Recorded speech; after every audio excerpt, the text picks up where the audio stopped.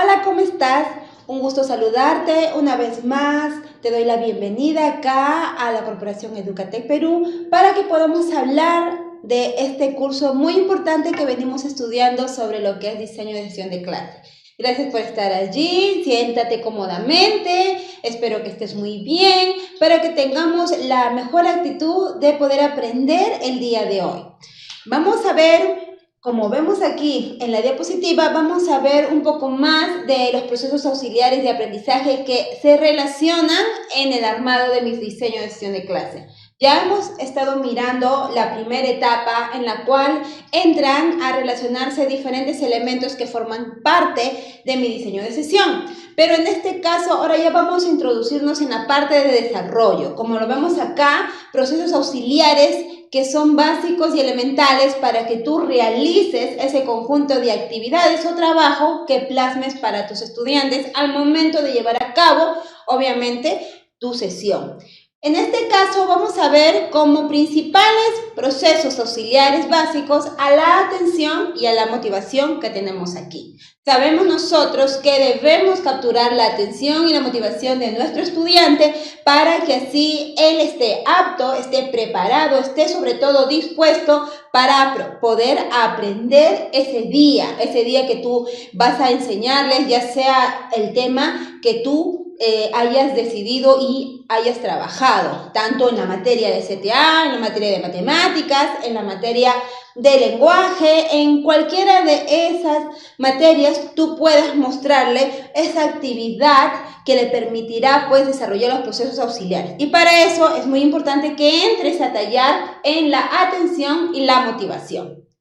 Bien, ¿qué sería entonces lo que veríamos el día de hoy? Como tenemos acá, es el contenido que tiene que ver con el proceso de aprendizaje. Vamos a ver los fundamentos del aprendizaje, obviamente todo enmarcado en los estudiantes, los procesos auxiliares del aprendizaje, la atención, las definiciones básicas de la atención, funciones de la atención, los diferentes tipos que se dan en la atención por parte de mi estudiante, los factores que inciden en ese proceso básico de atención y otros factores que van a afectar ese nivel de atención. Eso como primer ítem. Dentro de este contenido también vamos a ver a la motivación. La motivación centrada obviamente en el aprendizaje, en los factores que le van a llevar a motivar dicho aprendizaje, la participación de los diferentes tipos de motivación que vamos a encontrar o que nosotros debemos ya investigar para poder plantear mi sesión de clase. También, obviamente, tienen que ver si hay inmersos los procesos de motivación en el aprendizaje. Todo eso es necesario que podamos conocer, saber y dominar para que así yo elabore una adecuada y correcta sesión de clase. En este proceso de aprendizaje auxiliar que vemos que ya es en la segunda parte en el que se desarrolla pues mi sesión, yo tengo que tener en cuenta lo siguiente. Tengo que tener en cuenta que este proceso es un fenómeno histórico que se va a experimentar a través de todo el tiempo. No solamente va a quedar parametrado en un solo espacio, en un solo contexto, sino que se va a desarrollar a través del tiempo. Tiene que ver también este proceso con la subjetividad, porque este proceso no va a ser tangible, no va a ser objetivo, va a ser subjetivo, ya que se va a desarrollar dentro de cada individuo, en este caso, dentro de cada uno de mis estudiantes. Y también este proceso de aprendizaje va a estar mediado por la relación que se va a encontrar entre el entorno de personas que va a estar mi alumno y relacionado con la sociedad, con su entorno grupal, que vendrían a ser las personas en el que él se encuentra allí ubicado. Por eso es que se empieza de una base que tiene que ver con un fenómeno que se desarrolla en la historia, pero que va evolucionando, ya que es un proceso no queda estancado, un proceso se va evolucionando, va desarrollándose para que al final se vea un proceso más complejo, más consistente, más consolidado. Bien, entonces todo eso vendría a ser el proceso de aprendizaje que yo tengo que desarrollar en cada uno de mis estudiantes al momento de estar dentro de mi aula de clase. Vamos a ver ahora los fundamentos que yo tengo que tener clave para desarrollar todo esto. Los fundamentos tienen que ver con lo siguiente. El proceso de aprendizaje viene a ser un proceso personal, como lo hemos visto en la diapositiva anterior, un proceso que nace del interior de la persona para que luego se forje y se plasme el desarrollo evolutivo de dicho proceso. También, obviamente, para que se plasme ese proceso dentro del interior de mi estudiante, ese proceso no tiene que ser estático, tiene que ser un proceso activo, un proceso trabajado, un proceso con movimiento, de tal manera que tú adecúes cada una de las partes que quieras desarrollar en tus estudiantes, como pueden ser las capacidades, las habilidades, los conocimientos, todo aquello que involucra la facultad que tiene mi estudiante y que forma parte de mi competencia. Es el objetivo que tú logres desarrollar con éxito esa competencia.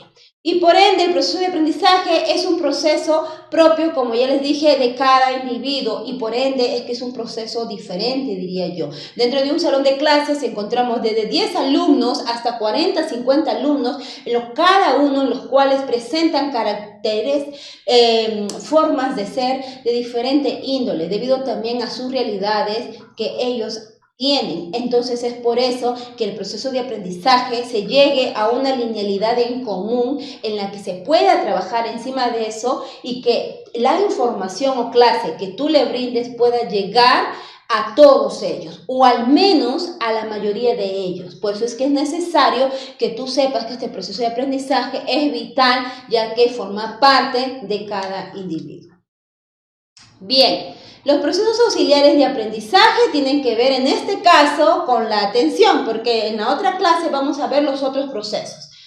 Dentro de la atención está relacionado con la motivación está relacionado con la recuperación y la recuperación está relacionado con la transferencia. Todo este círculo vicioso, por así decirlo, que se desarrolla, va a estar basado, obviamente, o circundado dentro de donde se va a desarrollar todos estos procesos auxiliares de aprendizaje. Tienen que estar enlazados, tienen que estar circundados, de tal manera que tú puedas forjar en tu estudiante un verdadero aprendizaje.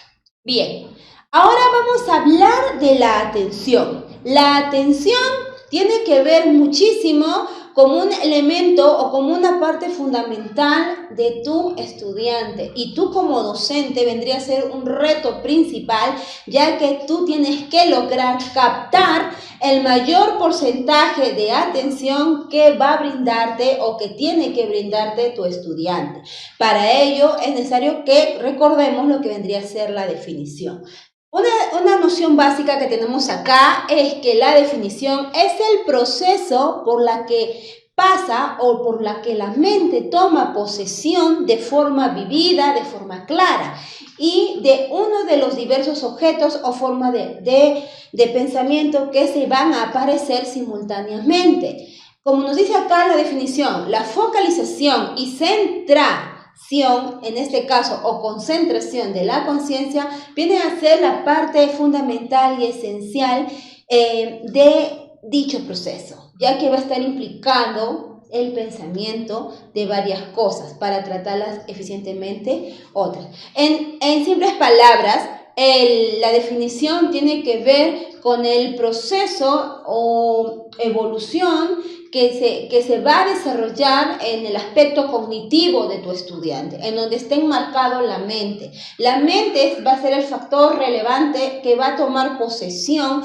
de todo lo que tu estudiante va a conocer. Entonces es ahí donde tú tienes que desarrollar el pensamiento dentro de la estructura mental de tu estudiante y muchas veces esos pensamientos que vas tú a desarrollar en tu estudiante van a ser abstraídos de los objetos reales o de los diferentes conceptos o nociones que tú le brindes a tu estudiante de manera simultánea. Por ejemplo, yo puedo estar enseñando sobre lo que vendría a ser la fotosíntesis, pero yo le tengo que insertar a mi estudiante diferentes formas de pensamiento que tienen que ver también con objetos reales y concretos. Entonces yo empiezo en el curso de CTA, empiezo a mencionar a los elementos que forman parte de la fotosíntesis, que vendría a ser la planta, desde un primer momento la semilla, las partes de la planta, el factor importante que se da con relación al sol y en donde se va a ir pues involucrando poco a poco ese proceso de fotosíntesis. Entonces yo empiezo a tomar objetos reales que ellos conocen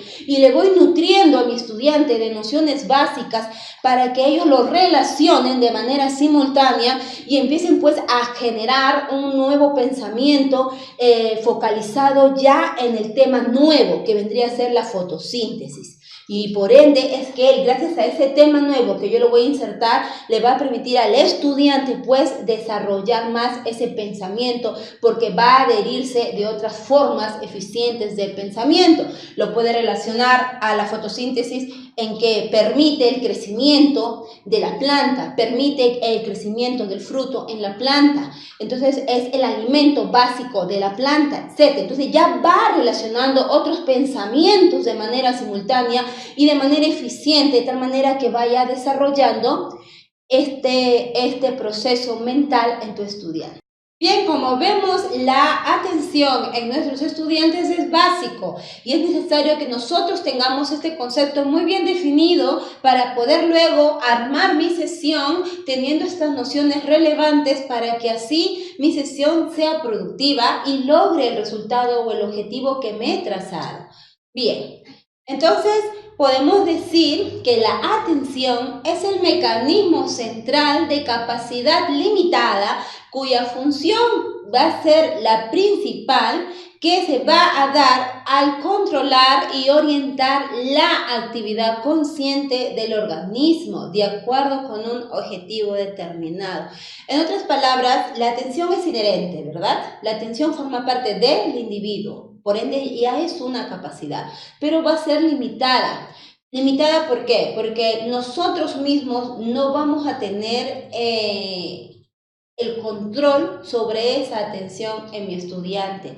Por eso es que es necesario tomar como función primordial el controlar más bien y orientar mi actividad consciente que yo voy a realizar de acuerdo y en relación al objetivo que quiero lograr en ellos. En otras palabras, que me presten la atención y que asimilen el aprendizaje que yo les estoy mostrando en este momento. Entonces, por ende, es que Tudela define de esa manera. Bien, vamos a conocer ahora las funciones de la atención. Primero, vamos a tener en cuenta que se debe asegurar un procesamiento adecuado de los estímulos sensoriales más relevantes. Eso tiene que ver que yo como docente tengo que tener básicamente en cuenta como parte fundamental, mejor dicho, que tengo que despertar esos estímulos en mi estudiante, porque esos estímulos van a ser relevantes para que mi estudiante aprenda. Por eso es que yo como docente tengo que adecuar la forma de ese procesamiento de estímulos para poder generar y despertar ese aprendizaje. Otra función básica de la atención es que obviamente se ejerza, como ya se dijo, un control sobre la capacidad cognitiva que es inherente en el individuo, pero que ya sabemos que es limitada.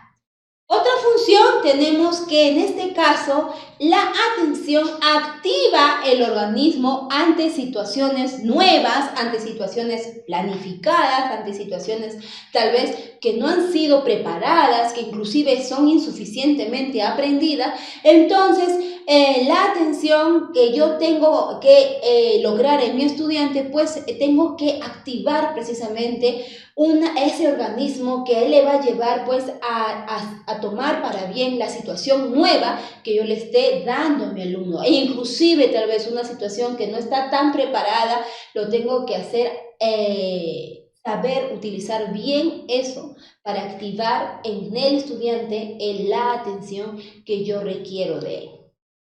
Bien, otra función tenemos que la atención va a prevenir la excesiva carga de información. Es necesario que cuando tu estudiante aprenda un tema, una materia, mayormente no sea tanto la información o contenido que tú le tengas que dar, ya que si tú le vas a brindar un tema o un libro para que lea completo y en vez de ese libro le das un video para que ellos puedan ver, te darás cuenta que la captación o atención va a ser más orientada a un video. ¿Por qué? Porque al darle un libro le vas a exigir a él que asuma la responsabilidad de precisamente tener en sus hombros una gran carga de información y que muchas veces, inclusive para nosotros adultos, viene a ser tedioso, viene a ser desestimado porque no nos ayuda para nuestro estudio o para aprender algo, a menos que nos den ya listo, preparado a través de cualquier método que me beneficie mejor a mí como estudiante el aprender. Bien, también las funciones de la atención es que yo voy a estructurar una actividad que le va a permitir desarrollar la atención a mi estudiante. Y también va a facilitar la atención que yo adquiera de mi estudiante, va a facilitar que se genere una motivación. Obviamente, porque cuando yo ya logro la captación de mi estudiante en cualquier tema, yo voy a poder tenerlo motivado, atraído hacia mi tema que yo voy a mostrarles y así él va a poder aprender. ¿Y qué se va a originar entonces, profesores, participantes que están allí? ¿Qué se va a originar cuando yo despierto en mi estudiante esa motivación consciente? Es donde ya se va a generar el desarrollo de las habilidades que yo busco que se genere, que yo busco despertar. Y por ende, ese desarrollo de habilidades, de conocimiento, de la competencia en sí, va a estar entonces fundamentalmente determinado por la atención. ¿Qué vendría a ser? ¿O quién lo determinaría en sí? Vendría a ser la motivación. Muy bien, en eso consisten las funciones de atención. Ahora pasemos a los tipos de atención. ¿Cuáles serán esos tipos de atención que debemos nosotros saber para poder crear y originar en ellos ese aprendizaje? Veamos pues. Tipo de atención tenemos como primer escala o primer nivel o primer elemento, como quieras llamarlo, el grado de control. Esto tiene que ver con una atención involuntaria que se va a dar en tus estudiantes. Esa atención involuntaria va a originar una atención espontánea, una atención que va a partir de tu estudiante. Por eso es que es necesario que tú logres un grado de control para que así la atención que tenga tu estudiante parta de él mismo. Y esa atención involuntaria que va a ser espontánea, obviamente que va a ser una atención que va a reflejar un aprendizaje de ese tema, de ese trabajo, de esa primera parte de tu sesión de clase que has planteado, para que entonces empieces a generar la expectativa de tu estudiante y pueda estar apto y presto para aprender. Muy bien. También dentro del grado de control que tenemos la atención involuntaria que acabamos de ver, también tenemos la atención voluntaria. Y la atención voluntaria también incluye a su costado la atención postvoluntaria. Quiere decir que se va a dar una atención voluntaria que parta de él, pero ya queriendo, ¿no? Podríamos llamarlo que la atención involuntaria es una atención sin querer queriendo, como dice el chavo, ¿no? Pero ya cuando yo quiero que mi estudiante despierte la atención, entonces tengo que generar también en él una atención que él desee, que él quiera, una atención que él se predisponga. En otras palabras, voluntaria. Y una atención postvoluntaria, pues que después que él ya está predispuesto a aprender, pues se va a generar una doble atención para que desarrolle dicho aprendizaje. Otro tipo de atención, que en este caso son los grados de control y los mecanismos implicados, también contienen dentro de este otro tipo diferentes elementos a tener en cuenta. Tipos de atención que se desarrollan dentro de los mecanismos implicados vendrían a ser la atención selectiva, la atención dividida y la atención sostenida. Estos tres tipos están dentro del marco de mecanismos implicados, porque esto ya tiene que ver más específico. Es ya el trato más directo que vas a tener en la atención de tu estudiante, que vendría a ser la atención de seleccionar, de escoger, de lograr en tu estudiante desarrollar esa atención clasificatoria que debe tener tu estudiante al momento de aprender algo, ¿no? Él va a saber que esto se tiene que usar, que esto no se tiene que usar, que tengo que trabajar esto y no trabajar esto, por ende es que tengo que prestar atención en esto y no en esto, ¿verdad? Una atención selectiva. También tenemos la atención dividida. La atención dividida es que tu estudiante va a saber excluir ciertas partes del tema que tú le traigas que no van a ser tan necesarios y va a poder entonces clasificarlo, por así decirlo, pero de una manera más profunda, porque vas a tener en tu estudiante una atención dividida. Quiere decir, con este ejemplo, para poder reflejarte un poco mejor, yo voy a darles un tema a mi estudiante sobre lo que vendría a ser la comunicación oral, ¿verdad? Entonces yo quiero que mi estudiante aprenda sobre el proceso comunicativo oral que se desarrolla, pero dentro del marco de su contexto, de su sociedad, de sus amigos. Entonces yo ahí le voy a tener una atención solamente para su contexto situal. Él me va a prestar atención porque ya estoy enmarcándolo, que estoy aplicando la atención selectiva y también lo estoy dividiendo porque estoy relacionando solamente una parte nada más que tiene que ver con su contexto actual del espacio geográfico y circunstancia que él está viviendo. Entonces, eso es por un lado. Pero si yo le hablo también de que la comunicación oral también se desarrolla a través de los individuos ya en el marco local, regional, entonces ya estoy dividiendo esa atención que empezó con él, lo estoy dando ya en el otro plano, pero sigo hablándolo. Y esta atención va a ser dividida tanto para en ese enfoque como para el otro enfoque. Entonces es necesario que también tú generes atenciones divididas para diferentes enfoques o planos que tú quieras ejemplificar en el momento de presentar tu sesión de clase. Y por último, obviamente, la atención sostenida. La atención, en otras palabras, que tú quieras lograr de tu estudiante tiene que ser una atención de un inicio a un final. Tú tienes que lograr, desde el momento que te paras como docente en tu sesión de clase, en tu salón, tienes que generar obviamente un buen clima y tienes que desarrollar ese equilibrio y esa estabilidad de la atención en todos tus estudiantes hasta el término de clase. Es así como conocemos un poquito más de este tema de tipos de atención. Muy bien, ahora vamos a ver los factores que inciden en la atención. Dentro de estos factores, obviamente, vamos a desarrollar factores que van a ser internos y factores que van a ser externos, como tenemos acá en la pizarra. Los factores externos, como bien nos señala acá, tienen que ver con esas condiciones inherentes a los estímulos que nos afectan. Por ejemplo, tiene que ver con lo que tu cuerpo abstrae de la realidad, en otras palabras. ¿Cómo así? La intensidad, el tamaño, el movimiento, el cambio, la repetición, el contraste, etc. Elementos externos que tu cuerpo va a abstraer, que tus estímulos van a abstraer, son aquellas condiciones inherentes que van a ser denominados factores externos. Y los factores internos ya vendría a ser, como vemos acá, aquellos factores que van a estar referidos a las características peculiares de dicho sujeto. Entonces, en otras palabras, ¿qué serían los factores que forman parte del interior del individuo? ¿Cierto?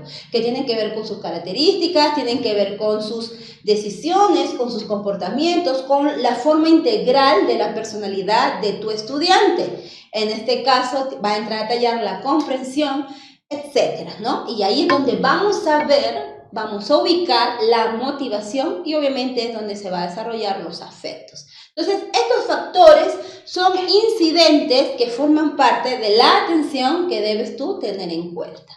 Muy bien, hay otros, sin embargo, hay otros factores que afectan el nivel de atención de tu estudiante. Veamos cuáles son. Ahora pues nos centramos en un modo global, en un modo más genérico, que tiene que ver los factores fisiológicos, los factores psicológicos y afectivos y los factores ambientales, que tiene relación todo eso también con los factores curriculares. Entonces, mi atención está enmarcada en estos estratos que forman parte relevante de cada uno de los individuos, en este caso de mis estudiantes. En el plano de factores fisiológicos, yo voy a tomar como importante a esta noción, que vendría a ser el mal estado general de salud. En mis factores fisiológicos es necesario que para que yo conozca el nivel de atención que mi estudiante me va a presentar, es necesario que yo sepa bien qué factor fisiológico él me está presentando, me está mostrando. Por ejemplo, puedo tener estudiantes que me presenten un mal estado general de salud, me pueden presentar una alimentación deficiente, problemas de oído tal vez, o que no ven bien y encima se sientan al final y muchos van a aprender de esa manera, ¿verdad? O tal vez falta de sueño, o mejor dicho, mucho sueño, cansancio, fatiga o fatiga generalizada. Entonces son factores que yo tengo que tomar en cuenta del por qué entonces hay un nivel precario en mi estudiante tal vez, o cómo también puedo tomar en cuenta que mi estudiante presenta un nivel de atención avanzada. Es necesario también que el nivel de atención que tiene que ver con lo psicológico y lo afectivo se pueda puntualizar, ya que esto tiene que ver con el escaso control emocional, con el nerviosismo y ansiedad, con los conflictos interiores, con las preocupaciones o problemas afectivos familiares, la fatiga mental que va a tener, la falta de tenacidad. En otras palabras, los problemas que traigan nuestros estudiantes al salón de clase van a formar parte, obviamente, tajante del aprendizaje de mi estudiante. Es lo que le va a impedir muchas veces no tener la debida atención que yo quiero como docente, por más que me esfuerce, por más que elabore muy bien y esté bien aprobado por mi director y hasta mi director me felicite, pero más ser por las puras, si es que tú no tomas en cuenta qué factor psicológico te presenta cada uno o trae cada uno de tus estudiantes para que esté predispuesto a aprender y a activar dicho nivel de atención.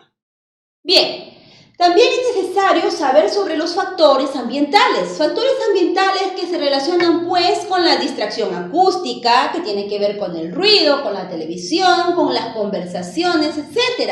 También otro factor ambiental son distracciones visuales, temperaturas extremas, falta de iluminación, mesa, silla, desorganización, en síntesis, desorden, desorganización de la forma de trabajo en tu salón de clase, de cómo tú lleves esa forma de trabajo en tu salón de clase. ¿Por qué te digo eso? Porque en todo salón vamos a encontrar adolescentes o niños distraídos, que se distraen hasta cuando pasa una mosca. Entonces es necesario que tú también adecúes tu sesión de clase para evitar que ese factor ambiental entre a tallar en tu estudiante, porque va a haber sí o sí interrupciones de ruido, como interrupciones visuales o interrupciones simplemente de que no está bien organizada esa clase y tú mismo vas a ponerte un obstáculo. Así que es muy necesario que tomes este punto en cuenta. Y por último, los factores curriculares. Los factores curriculares es para que tú logres un nivel de atención en tu estudiante. Muchas veces no se toma en cuenta la ignorancia de objetivos finales de aprendizaje, las lagunas de aprendizaje en el tema de estudio, la ausencia de un método de estudio adecuado, la mala distribución del tiempo. Esto tiene que ver contigo directamente y tu método de estudio hacia tu estudiante. ¿Por qué? Porque tú utilizas y elaboras, planificas tu material, tu sesión, pero muchas veces ignoras cuál va a ser el objetivo final de tu aprendizaje o no lo dejas muy visualizado y claro a tus estudiantes el objetivo final de tu sesión de clase. Y otra parte también es que el nivel de atención que va a formar parte de este factor curricular es que el estudiante va a tener lagunas de aprendizaje en el estudio, o muchas veces tú vas a generar esas lagunas de aprendizaje en el estudio porque está carente de este factor curricular. Va a haber ausencia por ello de método de estudio adecuado, tú como docente, y por ende tu tiempo va a estar mal distribuido al momento de presentar tu sesión de clase en el salón. Entonces, estos factores que vemos acá, tenlo muy presente porque se involucran como parte relevante y motora de este tema que vendría a ser la atención como proceso auxiliar. Muy bien, ahora vamos a ver el otro proceso auxiliar, porque les hablé de dos. En este caso vemos la motivación, conocido ya por todos nosotros, ¿verdad? Entonces vamos a hablar un poquito de esto de manera rápida. La motivación se deriva del verbo latino movere, que significa ¿qué cosa? Moverse, así de simple, poner en movimiento o estar listo para la acción. Eso quiere decir, en otras palabras, para mí es un movimiento o un choque de saberes, un choque de conocimiento, porque cuando tú generas esa motivación a tu estudiante y despiertas, es a través de ese encuentro que se va a dar sus nociones que él tuvo con la nueva noción que le trae. Entonces, eso le va a generar desestabilización cognitiva y le va a hacer que se genere en él esa motivación. Muy bien, entonces, ¿qué vendría a ser, por ende, la motivación? Vendría a ser un estado interno que va a generar ¿qué cosa? Va a generar la activación en el estudiante, como vemos aquí. Va a generar una directriz en la conducta de tu estudiante. ¿Qué más vemos como motivación o qué es lo relevante en la motivación? La motivación es relevante porque vendría a calificarse como un constructo teórico que se va a emplear hoy en día para explicar una iniciación, para explicar una dirección, una intensidad, una persistencia de comportamiento, etc. Va a permitirte este constructo teórico en la actualidad, pues, poder explicar cada una de estas partes que entran a tallar cuando tu alumno empieza ya a trabajar la motivación en él, ¿no? Ahí es donde se va a poder trabajar esa persistencia en su comportamiento. Si ese constructo teórico está bien planteado, tú vas a poder generar todo esto de aquí. Bien, por eso es importante que estos dos puntos involucran a la motivación, como vemos en la parte de aquí. Muy bien, ahora, conozcamos más sobre este punto. En otras palabras, la motivación sería el interés que tienen las personas por las diferentes actividades que le conducen hacia un objetivo, hacia una meta, hacia una realización. Ese interés, esas ganas, ese despertar le va a generar pues a él el logro de lo que se ha trazado y el éxito que él quiere tener, ¿no? Como resultado final. Muy bien. ¿Qué otra cosa vemos en la motivación? La motivación te va a despertar, va a estimular, como hemos visto, va a direccionar a la persona de manera voluntaria, va a direccionar esos comportamientos de las personas hacia el objetivo que tienen de lograr una meta trazada, de lograr el éxito que ellos quieren. Y eso es lo que necesitamos despertar en nuestros estudiantes, esa motivación para que nosotros como docentes generemos en ellos esa motivación y logremos el éxito plasmado en ellos. Muy bien, entonces la motivación tiene un propósito. El propósito es principalmente que las personas mantengan un interés cuando se presente un propósito definido. Es necesario que la motivación tenga ya un objetivo final. Eso es lo que quiere decir. Porque si tú ya tienes un objetivo final, tú como docente tienes el objetivo de que esta clase que vas a mostrar a tu estudiante, sea del tema que fuere, quieres que esa clase introduzca en tus estudiantes esos aprendizajes, entonces tú ya tienes un objetivo que quieres lograr y es tu motivación y es lo que tú tienes que forjar en tu estudiante para que logres ese objetivo. Bien, la motivación va a orientarte entonces por ello ¿a qué? a que te acciones, a que te muevas, a que te traslades, a que hagas algo, en otras palabras, para que se ejecute ese aprendizaje. Por eso es que las personas buscan caminos, métodos y realizan diferentes acciones para avanzar con el propósito que tengan interés.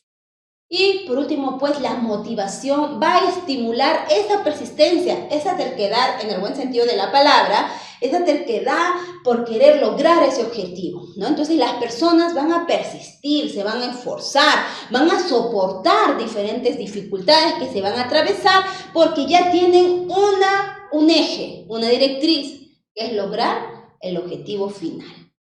Bien. Entonces, ahora lo enmarcamos dentro del aprendizaje. La motivación para el aprendizaje, ¿qué vendría a ser? La motivación es el proceso permanente mediante el cual dicho docente, aquel docente, tú docente, crearás las condiciones necesarias para despertar, mantener ese interés por el aprendizaje que tienes que generar en tu estudiante. Es lo que quiere decir. Para ello, para motivar tú como docente, ¿qué debes hacer? O que supongo ya estarás haciendo hoy en día como docente en tu salón de clase. Pero acá recordemos unos ítems de lo que se podría hacer como docente. Para motivar entonces el docente debe orientar los propósitos, orientar tus contenidos, tus actividades, tus aprendizajes. Todo tienes que orientarlo como les he dicho en un comienzo. Alinearlo, relacionarlo a la necesidad del estudiante, al interés de tu estudiante. Porque ¿quién viene a ser el eje central hoy en día en la actualidad, en la educación, en el aspecto pedagógico? ¿Quién es el eje central de la educación en sí? ¿Quién vendría a ser el eje central de este aprendizaje? Es el estudiante. Entonces tú tienes que alinearte al interés y a la necesidad que va a presentarte tu estudiante. Por eso es que tienes que conocer bien cuáles son las características que arrojan tus estudiantes para que así puedas generar la motivación en cada uno de ellos, o al menos en el mayor porcentaje de alumnos. ¿Qué más tiene que hacer el docente? El docente debe diseñar actividades y procedimientos claros, definidos y diversos también, que te van a permitir a ti como docente pues alcanzar ese propósito de aprendizaje, alcanzar esas metas personales de los estudiantes. Por eso es que tú tienes que ejecutar toda esta planificación con el objetivo de lograr los aprendizajes en tus alumnos. Por último, pues, para motivar al docente, ¿qué debe hacer? Debe diseñar actividades, pero que van a estar acompañados, que van a ser esa ayuda que le va a permitir al estudiante, ¿qué cosa? Superar las diferentes dificultades que se le presenten. Para eso, él tiene que sentirse que no está solo al momento de pasar ese problema, esa circunstancia en el salón de clase. Se cometía errores antes que el docente, pues si un alumno se equivocaba, se le criticaba, se le avergonzaba o con la simple corrección que se le daba, muchas veces tendía a generar en el estudiante, en vez que sea un desarrollo en el aprendizaje que se equivocó, peor se privaba o se bloqueaba de tal manera que el aprendizaje era nulo. Pues es que hoy en día tú como docente, orientador, facilitador, tienes que acompañar y ayudar a tu estudiante precisamente en sus errores, para que él pueda lograr aprender y tú como docente precisamente alcanzar ese propósito de aprendizaje que tú deseas. Muy bien. Ahora pues, ¿qué factores van a tener que ver con la motivación en el aprendizaje? Conozcamos los siguientes. Tienen que ver entonces los factores internos similares a la atención, ¿verdad? Los factores internos y los factores externos. Los factores internos vienen a estar concatenados o tienen que ver muchísimo con el nivel de desarrollo de las capacidades, primer punto. Tiene que ver con los saberes previos, segundo punto, con los intereses y necesidades, los intereses y las necesidades de los estudiantes, con las emociones y los afectos y también obviamente con la formación en valores. Dentro del plano de factores externos, acá tiene que ver mi motivación, pero con estos factores. El ambiente físico, que vendría a ser un aula taller, recursos educativos, apoyo y monitoreo, normas sociales del docente, entre otros. Estos dos factores van a estar complementados porque es donde se va a desarrollar ese proceso motivacional. Ese proceso motivacional que tú vas a emplear, obviamente, estrategias, tú vas a ser una estratega para generar esa motivación, tomando en cuenta ambos factores. Y eso va a conllevar, pues, a que desarrolle actitudes que expresen motivación. Y esas actitudes tienen que ver que el alumno va a mostrar interés en las actividades de aprendizaje, va a mostrar intensidad y esfuerzo en las actividades que realice, va a mostrar una búsqueda y aplicación de su mejor estrategia y obviamente la persistencia para alcanzar ese logro. Tú vas a ver reflejado en ellos estas actitudes. Si es que sabes aplicar muy bien estos factores dentro del proceso motivacional y obviamente que lo puedes hacer a través de las estrategias.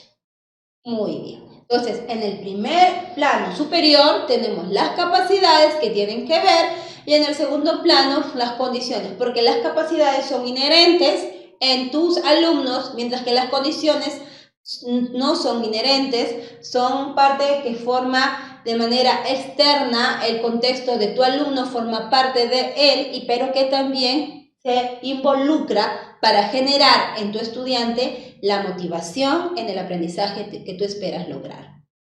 Y bien, como les digo, va a tener como resultado el aprendizaje. Por eso es que todo este marco u organizador visual tienes que tú manejarlo y saber plasmar tu sesión de clase considerando pues estos puntos relevantes que te doy a conocer. Bien, ahora, la participación se va a desarrollar también, pero dentro de los diferentes tipos de motivación que tenemos como motivación intrínseca, motivación extrínseca. En este caso, la misma palabra, creo que estamos relacionándolo todo y todo dice lo mismo al final.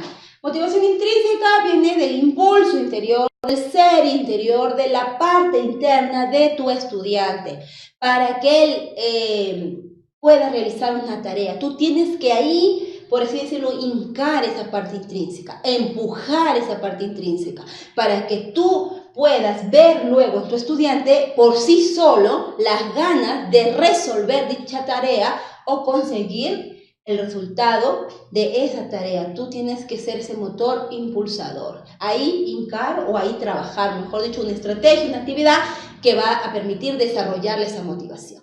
Y obviamente la motivación extrínseca vendría a ser ese impulso, pero promovido de afuera, ¿verdad? De los agentes externos, de aquellos que se involucran y forman parte de la institución, el cuerpo de docentes, las circunstancias que se viven ahí, el contexto situacional, todo forma parte. Entonces, ambas cosas van a enlazarse en tu estudiante para que se genere esa motivación. Por eso es que dentro de la motivación intrínseca se va a dar una función relevante, que vendría a ser de las metas que el estudiante se propone alcanzar.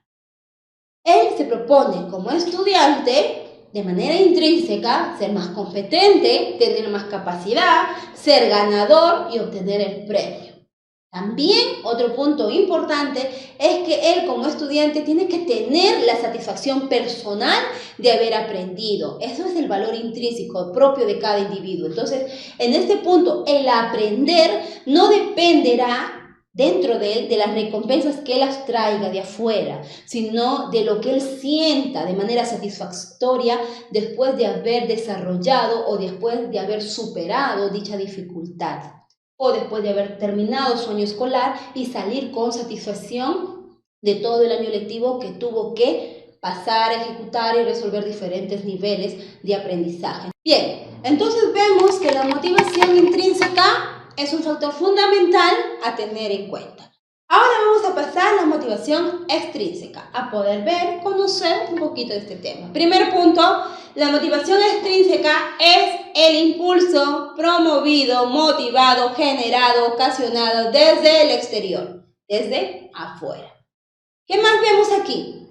¿Está en función de qué esta motivación? Está en función de los estímulos y expectativas de afuera, de las expresiones valorativas que va a recibir. En otras palabras, la motivación extrínseca tiene que ver con el despertar que el docente genere.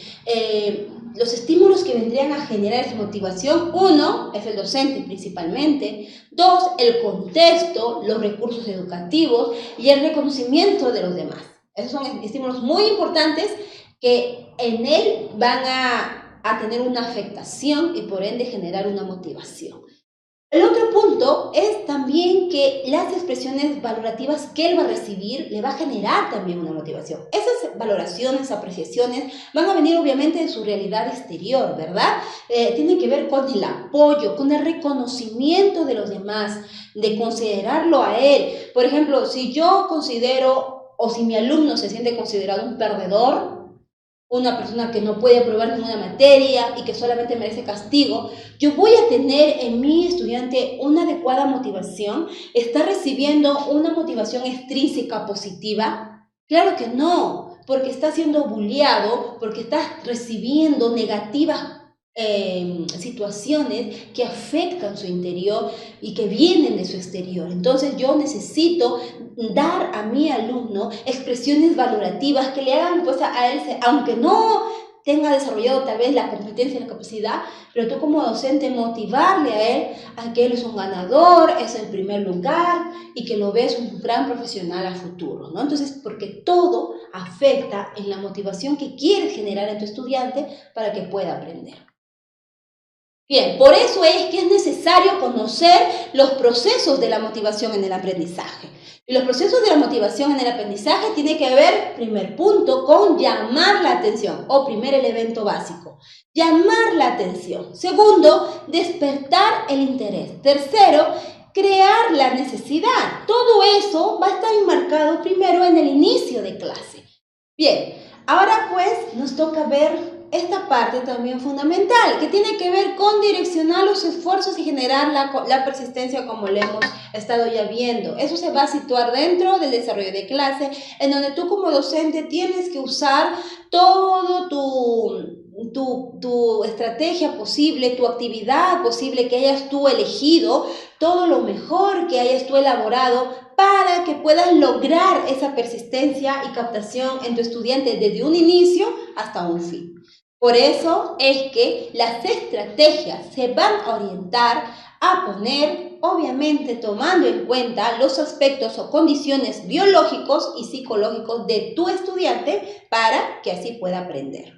Asimismo, también las estrategias se van a orientar necesariamente a direccionar y focalizar los esfuerzos para mantener ese interés en tu estudiante, como lo acabamos de ver. Todo se centra en la aplicación de la estrategia.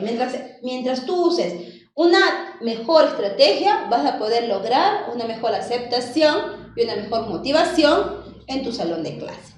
Muy bien, hasta aquí ha sido un gusto poder hablarles sobre este tema importante. Vamos a tener otra clase en donde pues entraremos ya a conocer otro proceso auxiliar más muy importante para todos nosotros. Gracias.